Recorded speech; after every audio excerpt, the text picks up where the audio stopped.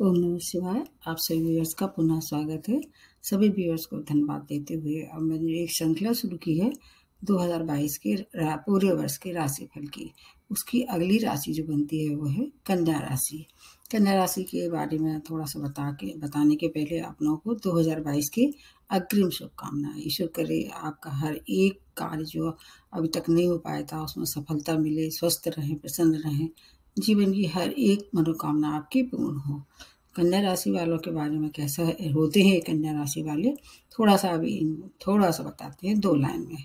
यह किसकी? बुध की राशि है। और ऐसे लोग जो बुध प्रधान होते हैं वो अपनी उम्र से हमेशा कम दिखते हैं, मतलब तरोताजा दिखते हैं। और इसके अतिरिक्त बहुत बुद्धिमान होते हैं, गृतज्ञ होते हैं, वाक्पटुता इनमें कूट कूट के भरी होती है, हाजिर जवाबी जिसको कह सकते हैं, विनोदी स्वभाव के होते हैं और अच्छे व्यापारी होते हैं। और ये अच्छे राइटर होते हैं, अच्छे वकील होते हैं। और इसके अलावा बैंक में और कंपनी सेक्रेटरी वगैरह या सीए, इसमें इनकी बहुत मजबूती से पकड़ होती है। अगर इसमें या जाए तो इनको अपार सफलता मिलती है। हालांकि ये क्या है, थोड़े से अगर पुरुष में है तो भी उनमें थोड़ा फेमिनाइन फैक्टर ज़्यादा रहता है, कोमल होते हैं क्योंकि ये। और इसके अलावा सुंदर भी होते हैं, मतलब इस सौम्यता इनमें रहती है, परंतु थोड़े से सेल्फ सेंटर रहते हैं।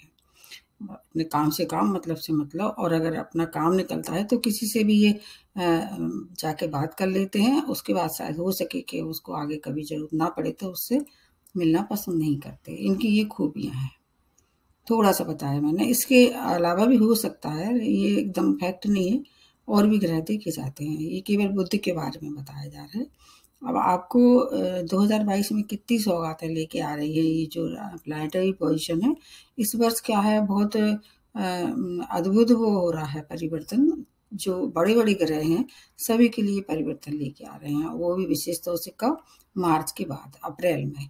तो ठीक उसी तरह जैसे और राशि वालों के लिए, आपके लिए भी वही बात लागू होती है। अब इसके पहले मैं आप लोगों को थोड़ा सा बताएं कि मतलब कैसा आपके लिए क्या क्या ग्रह जो हैं वो लाभ लेके आ रहे हैं। तो कारक ग्रह से मैं शुरू करती हूँ। आपके जो कारक ग्रह हैं वो आपके बुध है, शुक्र है और शनि है। बृहस्पति आपके लिए कारक नहीं माने जाते हैं। तो इस तरह से अगर कारक ग्रह की दृष्टि से देखा जाए तो आपको बुध की और शुक्र की और शनि की सत्ता देखना अति आवश्यक होती है, क्योंकि स्वामी राशि हैं और शुक्र उनके मित्र हैं और शनि भी बुध के मित्र हैं। तो ये बड़े बड़े जो ग्रह हैं उनके बारे में सबसे पहले बताने की कोशिश करते हैं। जैसे कि गुरु के बारे में। गुरु अभी 20 नवंबर से आपके 6 भाव में कुंभ राशि में प्रवेश कर चुके हैं। इनकी दृष्टियों में अमृत है। हालांकि 6 भाव इनका कारक भाव नहीं है। 6 और 8th भाव और 12th भाव में उतने अच्छे फल नहीं देते हैं कोई भी शुक्र है, लेकिन जो पापी और क्रूर ग्रह होते हैं वहाँ अच्छे फल देते हैं।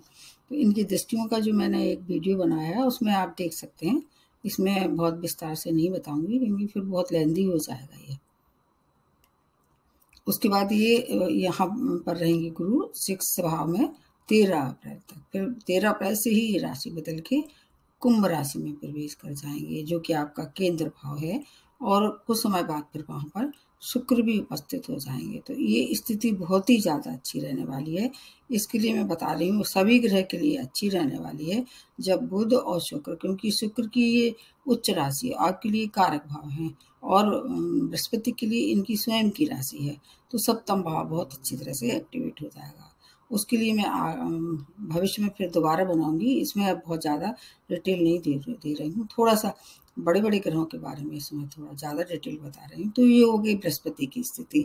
फिर बृहस्पति वहाँ पर बहुत लंबे समय तक रहेंगे आपके 7th भाव में। बीच बीच में वक्री हो जाएंगे, जुलाई से लेके और कुछ अक्टूबर तक थोड़े से वक्री रहेंगे, लेकिन अपना ये राशि नहीं बदलेंगे। वक्री हो जाएंगे लेकिन रहेंगे मीन राशि में ही वक्री होके। अब आ जाते हैं शनि, जो कि आपके कारक है। आपके कहाँ है? पंचम भाव में, मकर राशि में प्रारंभ में। इनके साथ आपकी स्वामी राशि बुध भी वहाँ पर है। ये भी बहुत अच्छी स्थिति बनी हुई है। 5th भाव में दोनों ही अच्छे रहते हैं। तो शनि का जो है स्वभाव आप जानते ही हैं कि जो भी काम करते हैं थोड़ा डिले करवाते हैं। फिफ्थ भाव आपका किसका है? संतान का है, शिक्षा का। लेकिन स्वामी राशि वहाँ बुध बैठे हुए हैं, इसलिए इसमें ज़्यादा डिले नहीं करा पाएंगे, क्योंकि बुध मंगल ऐसे ग्रह हैं ये क्विक रिजल्ट देते हैं। और अगर शनि का साथ उन्हें मिल जाए तो शनि की जो मतलब जो प्रकृति होती है थोड़ा सा आलस होना, इसमें थोड़ी सी कमी कर देंगे ये। तो पंचम भाव से रिलेटेड जो भी कार्य है, शिक्षा का, संतान का, शेयर मार्केट का, या आपके प्रेम प्रसंग का, शुरुआत में थोड़ा स्लो होगा, लेकिन उसके बाद से स्थिति काफ़ी अच्छी होनी शुरू हो जाएगी। शनि क्या है? अपनी राशि बदल देगी 29 अप्रैल 2022 से लेके, फिर ये क्या है? कुंभ राशि में प्रवेश करेंगे, और उसी दौरान जो है वो कुछ राशियों पे ढैया और कुछ राशि पे साढ़े साथी का प्रारंभ हो जाएगा। शनि के लिए ऐसा कहा जाता है कि जो 6, 8 और 12 भाव या 3 भाव में, तीसरे भाव में भी अच्छे फल देते हैं। तो पंचम भाव में से मूल त्रिकोण हो गया, कारक न होने के बाद भी मूल त्रिकोण की वजह से अच्छे फल देंगे, और उसके बाद जब 6 भाव में आएंगे तो और अच्छे फल देंगे। और अपनी ही राशि में जब कोई भी ग्रह आ जाता है तो अच्छे फल देने के लिए बाध्य हो जाता है। तो 6 भाव से संबंधित जैसे कि आपका रोग है, ऋण है, शत्रु है, इन सब में आपको छुटकारा मिलने वाला है। वो भी कब? 29 अप्रैल 2022 के बाद। तो शनि वहाँ पर लंबे समय तक रहने वाले हैं, उसके लिए मैं अलग से बाद में बताऊंगी वीडियो, क्योंकि ये स्थिति काफ़ी लंबे समय तक रहती है, अभी से बताने का कोई मतलब नहीं है। फिफ्थ भाव एक्टिवेट हो जाएगा प्रारंभ में ही, और 6 भाव फिर उसके बाद 29 अप्रैल के बाद। ये स्थिति बहुत अच्छी सभी राशि वालों के लिए। अब तो और बड़े ग्रह हैं, जैसे राहु और केतु। राहु अभी वृषभ राशि में और केतु आपके वृश्चिक राशि में, सभी राशियों को दे रहे हैं अभी जो भी कुछ दे रहे हैं। तो राहु आपके हैं 9th भाव में, जो कि भाग्य स्थान है, और केतु आपके 3rd भाव में है। 3rd भाव केतु का कारक है, लेकिन भाग्य स्थान जो राहु का कारक नहीं है। ये अब 12 अप्रैल से अपनी राशियां बदल के राहु आ जाएंगे आपके 8म भाव में, और केतु आपके आ जाएंगे 2nd भाव में। तो ये स्थिति थोड़ी सी कमजोर हो जाएगी अभी की अपेक्षा। अभी ज़्यादा अच्छे फल मिल रहे होंगे, लेकिन फिर भी क्या है कि अगर आपके स्वामी मतलब आपकी स्वामी राशि मजबूत है, और मंगल की स्थिति देख लेना चाहिए। राहु मंगल की उसमें आ रहा है राशि में, और केतु आपके आ रहे हैं तुला राशि में, जो कि आपकी तुला राशि कारक शनि की सॉरी शुक्र की है। उसके हिसाब से फिर आपको अंदाज लगाना होगा, और आपकी महादशा अंतर्दशा बहुत मायने रखती है। तो इस तरह से 2 तरह का फल मिलेगा वर्ष भर में। अप्रैल तक के लिए दूसरा तरह के फल होंगे, अप्रैल के बाद फिर दूसरी तरह के फल देंगे। हर एक ग्रह के लिए, हर एक राशि के लिए आपका क्या क्या होगा। प्रारंभ का समय जो है वो आपका थोड़ा सा कठिन होगा, उसके बाद का समय अगर आप अविवाहित हैं तो विवाह संपन्न हो सकता है। व्यापार में नए कार्यों की प्रारंभ भी कर सकते हैं। गुरु की जो उच्च दृष्टि है उनका लाभ आपको पहले भी मिलेगा प्रारंभ में, और उसके बाद जब आपके मीन राशि में आ जाएंगे 7th भाव में, तब भी मिलेगा। तो आपको गुरु की दृष्टियों से भाइयों का सहयोग, विदेशी यात्राएं, समाज में मान प्रतिष्ठा की वृद्धि। एक जो इनकी जो क्या नाम है 7म दृष्टि है वो आपके कहाँ पड़ेगी? लग्न पे। तो आत्मबल में वृद्धि, संतान की तरफ से थोड़ी सी प्रारंभ में रुकावटें आएंगी, लेकिन बाद में सभी कार्य पूर्ण होना शुरू हो जाएंगे। आपको मतलब संपत्ति का लाभ, धन के मामले जो आपके उलझे हुए थे वो सब सुलझ जाएंगे। अगर आप ऐसे सेक्टर में काम करते हैं जैसे बैंकिंग है, सीए है, सीएस, अपार सफलता मिलेगी। जब बुध कब आ जाएंगे आपके मतलब बुध की जो बेस्ट पोजीशन होती है वो रहती है लगभग अगस्त से लेके अक्टूबर का समय। ये अपनी उच्च राशि में मतलब भद्र नामक जो पंचमा पुरुष है उसका निर्माण ये करते हैं। जबकि मार्च से लेके अप्रैल मतलब लगभग मार्च के लास्ट से लेके अप्रैल की शुरू तक ये नीच राशि में रहते हैं, उस समय उतना लाभ आपको नहीं मिलेगा। तो ये तो हो गई स्थिति बहुत ही अच्छी। और जो जब ये बृहस्पति और शुक्र जब ये एक साथ रहेंगे आपके कहाँ पर 7th भाव में, पूर्णतः लाभ मिलेगा हर एक तरह से। इनकी दृष्टियों का भी आपको पूरा लाभ मिलने वाला है, और उनके जहाँ बैठते हैं उसके भाव का भी पूरा लाभ मिलने वाला है।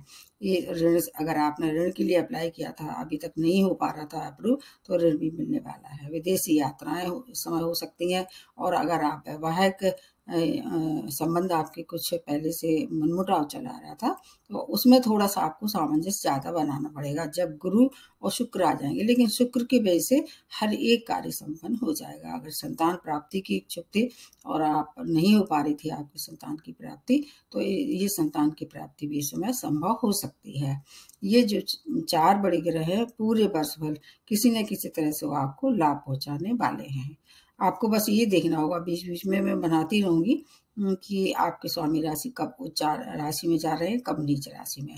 बाकी अगर ये आप देख लें तो आय व्यय समान रहेगी, विदेशों से आप धन कमा सकते हैं, संतान की समस्याएँ जो अप्रैल के बाद सब समस्याएँ दूर होगी और आपके शत्रु भी आपका कुछ नहीं बिगाड़ पाएँगे। जहाँ तक कि करियर वाली बात है, जब बुध की स्थिति अच्छी रहेगी, तो क्योंकि बुध आपके दशम भाव के स्वामी है, तो बुध जब अपनी बेस्ट पोज़ीशन में अगस्त से अक्टूबर तक आएँगे, तो मनचाही जगह आपका प्रमोशन, अगर आपने ट्रांसफ़र के लिए अप्लाई किया तो ट्रांसफ़र भी हो सकता है। और जब इसकी शनि की पोजीशन आपके 6 भाव में आ जाएगी, तो कॉम्पिटिशन अगर आप फेस कर रहे थे तो उसमें सफलता मिलना तय है। आपके लिए ये समय काफ़ी अच्छा रहने वाला है। आपने काफ़ी कुछ परेशानियों का सामना अभी कर लिया था, अब आप उससे मुक्त होने वाले हैं। तो हर एक राशि वालों के लिए अलग-अलग परिणाम है, अलग-अलग फल हैं। तो आपके लिए शुरुआत करते हैं सबसे पहले हेल्थ, हेल्थ इज़ वेल्थ।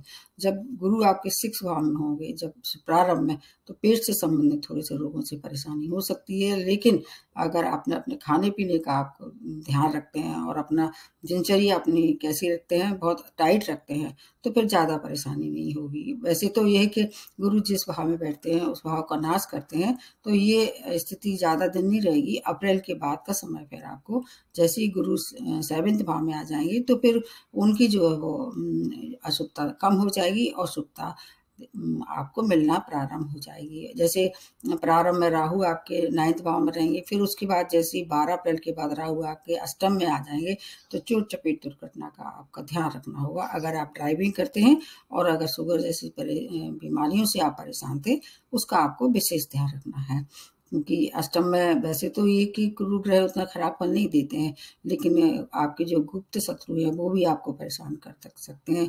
जो आपकी सीक्रेट डिसीज़ थी, वो उजागर हो सकती हैं, लेकिन विदेशी यात्राएँ ये कराने वाले हैं। इसलिए आपको आपका जो मतलब प्रारंभ का समय है, वो गुरु की वजह से, और उसके बाद का समय जो राहु की वजह से, ये दोनों स्थितियाँ जो हैं, वो हेल्थ के लिए बहुत ज़्यादा अनुकूल नहीं है। लेकिन कोई गंभीर बीमारियों का संकेत दिखाई नहीं दे रहा है। बाकी जो लास्ट का मतलब साल का जो आखिरी महीना नवंबर-दिसंबर होगा, वो हर तरह से बहुत अच्छा रहने वाला है।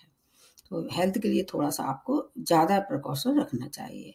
अब आ जाते हैं हेल्थ के अलावा और क्या-क्या बातें आपको देखनी होंगी कि अगर आप विद्यार्थी हैं, तो आपके लिए क्या होने वाला है। अगर आप विद्यार्थी हैं, तो शिक्षा के नए अवसर प्राप्त होंगे, वो भी कब?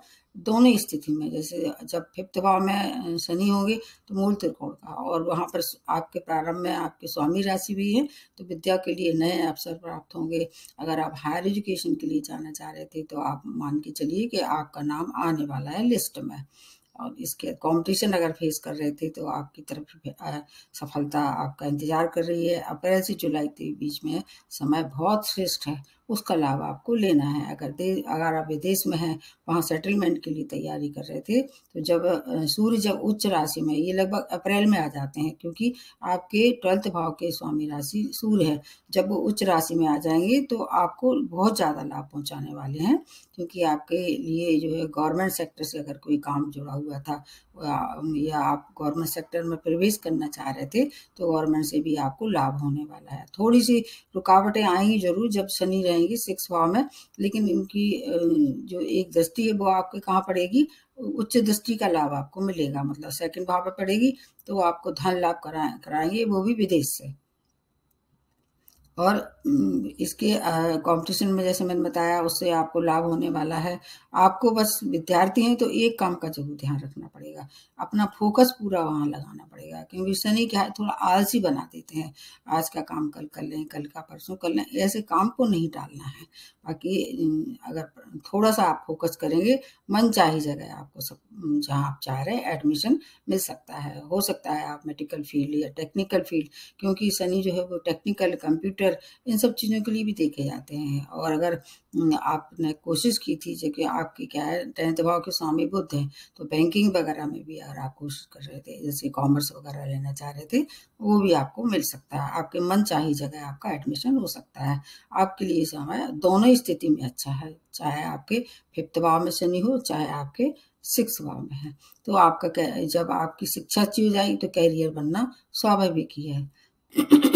कैरियर के लिए देखते हैं आपका 10वां स्थान। जैसे मैंने बताया कि गुरु की जो पंचम दृष्टि है और ये सप्तम और नवम दृष्टि है, इनका लाभ आपको मिलेगा। प्रारंभ में जब भी गुरु रहेंगे तो एक दृष्टि इनकी आपके उच्च दृष्टि पड़ेगी आपके 11th भाव पे। ये दृष्टियों का आपको विस्तार से वहां देखने को मिलेगा। तो जैसे ही आपके 10th भाव पे दृष्टि पड़ेगी तो आपको कार्य क्षेत्र से रिलेटेड जो भी कार्य आपने पहले से सुनिश्चित किए हुए थे तो उसमें उन्नति हो सकती है। अगर आप व्यापारी हैं तो उसमें विस्तार कर सकते हैं और बुद्धि की स्थिति के अनुसार कोई नए कार्य की शुरुआत भी आप कर सकते हैं।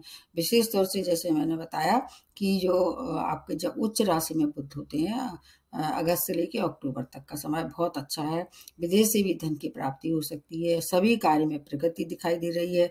बॉस से अगर आपको अप्रिसिएशन नहीं मिल रहा था अब तक तो वो भी मिलने वाला है। आपका प्रमोशन ड्यू था तो प्रमोशन भी इस समय आपको आगे कोशिश करेंगे तो मिल सकता है। अगर बैंकिंग क्षेत्र में या इस तरह से CS के लिए आपने उसमें जॉब है या उसमें कार्यरत हैं या व्यापारी हैं और व्यापार भी किसका कर रहे हैं, बुध से या बृहस्पति से रिलेटेड व्यापार कर रहे हैं का मतलब सामान से रिलेटेड पीली चीज़ों का या स्टेशनरी का, इस तरह से कोई कार्य कर रहे हैं तो आपकी सफलता आपका इंतजार कर रही है। आपके लिए समय कैरियर और व्यवसाय के लिए बहुत अच्छा है। तो कैरियर जब और व्यवसाय जब बुलंदियों तक पहुंचेगा तो आपको धन लाभ भी होगा। उससे क्या होगा, आपकी आर्थिक स्थिति में सुधार होगा। आपके जो आर्थिक स्थिति के लिए देखते हैं आपके 2 भाव, एक तो आपके क्या है 2nd भाव देखते हैं, एक आपका 11th भाव देखते हैं कि कितना धन आएगा, कितना बचत होगी और कितना ये कमाएगा। तो शुक्र जब 11th भाव में आ जाएंगे, शुक्र के कारण ही आपको पूरे वर्ष भर धन की प्राप्ति होने वाली है। और जब शुक्र की स्थिति गुरु के साथ आ जाएगी और 11th भाव में जब वो घूमते घूमते आएंगे उधर 2nd भाव में आएंगे तो अच्छे मतलब धन की प्राप्ति होने वाली है। संपत्ति का मामला भी अगर कोई अटका हुआ था और आप इंतजार कर रहे थे तो वो भी सुलझ जाएगा। बुध और शुक्र आपको मजबूती देंगे, मतलब सुदृढ़ता देंगे आर्थिक स्थिति में। गुरु की जो उच्च दृष्टियां हैं उनसे रुका हुआ पैसा प्राप्त होगा। आय के एक से अधिक साधन का निर्माण होने वाला है। बचत भी होगी, मतलब बैंक बैलेंस बढ़ेगा। उससे क्या होगा, आपको भूमि वाहन का सौदा भी कर सकते हैं। अगर आपका कोई ऐसा प्रॉपर्टी से नए प्रॉपर्टी लेने का, पुरानी प्रॉपर्टी बेच के नए प्रॉपर्टी लेने का अगर मन था, वो इस समय कर सकते हैं। और आपकी गुरु की जो दृष्टियां हैं अगर आपको देखा जाए तो पूर्णतः लाभ देने वाली हैं। धन लाभ के साथ साथ जून के बाद का समय आपको आपके जो परिवार हैं उनसे काफी आपका मेल जोल होने वाला है। क्योंकि जब धन आता है, करियर आता है तो परिवार भी काफी खुशियां मनाता है। आपके जीवन में कितनी खुशियां आने वाली हैं परिवार की तरफ से देखते हैं। स्पाउस से थोड़ा सा जब बृहस्पति वहां आ जाएंगे तो वहां मनमुटाव हो सकता है। सामंजस्य बनाना अति आवश्यक है क्योंकि गुरु जिस भाव में बैठते हैं उस भाव की शुभता थोड़ी कम कर देते हैं। ये है अप्रैल के बाद का समय, पर ऐसा कुछ बड़ा संकेत दिखाई नहीं दे रहा है। अप्रैल के बाद का समय मधुरता से आपको अगर डील करेंगे तो आप जो आप देंगे वो आपको मिलेगा, ऐसा मान के चलिए। अगर आप विवाहित थे तो विवाह भी संपन्न हो सकता है। माता पिता और मित्रों से आपको पूर्ण सहयोग प्राप्त होगा। पूर्व में जो कार्य किए थे आपको उनका फल इस समय मिलने वाला है। अगर आप प्रेम में थे तो प्रेम में विवाह में परिणत हो सकते हैं। और अगर संतान की इच्छुक थे और आप अब तक संतान की प्राप्ति नहीं कर पा रहे थे तो संतान की भी प्राप्ति हो सकती है। ये आपका प्रेम प्रसंग। और आपके शेयर मार्केट से अगर कमाना चाह रहे थे तो शनि 5th भाव में है तब, और राहु की पोजीशन देख के आपको धन कमा सकते हैं। शेयर मार्केट से भी बहुत ज्यादा लाभ आपको होने वाला है। आपको बस 24 मार्च से लेके और 8 अप्रैल तक का समय जो देखना चाहिए, जब बुध नीच राशि में हो तब उस समय पैसा नहीं फंसाना है। इन्वेस्टमेंट भी करना है तो वो थोड़ा सा ध्यान रखें। ये स्थिति हो गई आपके पूरे वर्ष भर की। अब इसके अलावा और भी चीज़ें मैं बीच-बीच में बताती रहूँगी, इतना सारा बताने से अभी सब आपके दिमाग से ऊपर निकल जाएगा। योजनाबद्ध तरीके से अगर कोई भी कार्य करते हैं तो उसमें सफलता मिलना तय है। आपके लिए अलग-अलग उससे देखना चाहिए कि क्या-क्या, जैसे जनवरी में आपको व्यापार से लाभ हो सकता है, फरवरी में आपके अगर शत्रु परेशान कर रहे थे, तो वो परास्त होंगे, मान-प्रतिष्ठा में वृद्धि होगी, मार्च में संतान की प्राप्ति और संतान से आने वाली सभी परेशानी दूर होंगी, स्थान परिवर्तन का योग दिखाई दे रहा है, भाग्य का पूर्ण साथ रहेगा। अप्रैल में आपको विद्या से नए-नए आयाम प्राप्त होंगे और विदेश यात्रा हो सकती है, करियर में ऊंचाइयों तक पहुंचा सकते हैं। उसके बाद आ जाते हैं मई में शिक्षा के नए-नए शिक्षा में नई-नई उपलब्धियां प्राप्त होंगी, सफलता मिलना तय है, शत्रु भी परास्त होंगे, घर में कोई मांगलिक कार्य के होने के संकेत दिखाई दे रहे हैं। जून में सभी कार्य पूर्ण होंगे जो रुके हुए थे। स्वास्थ्य की थोड़ी सी जरूर केयर करनी चाहिए। करियर और उनके लिए उन्नति भरा समय है। जहाँ तक जुलाई वाली बात है, आपका प्रोग्रेसिव महीना है। अगस्त में भूमि वाहन का लाभ आपको मिल सकता है। सितंबर में स्पाउस से प्रेम मिलेगा, उनकी उन्नति हो सकती है। मित्रों को भी सहयोग प्राप्त हो सकता है। आपको अपनी कंपनी का जरूर ध्यान रखना होगा।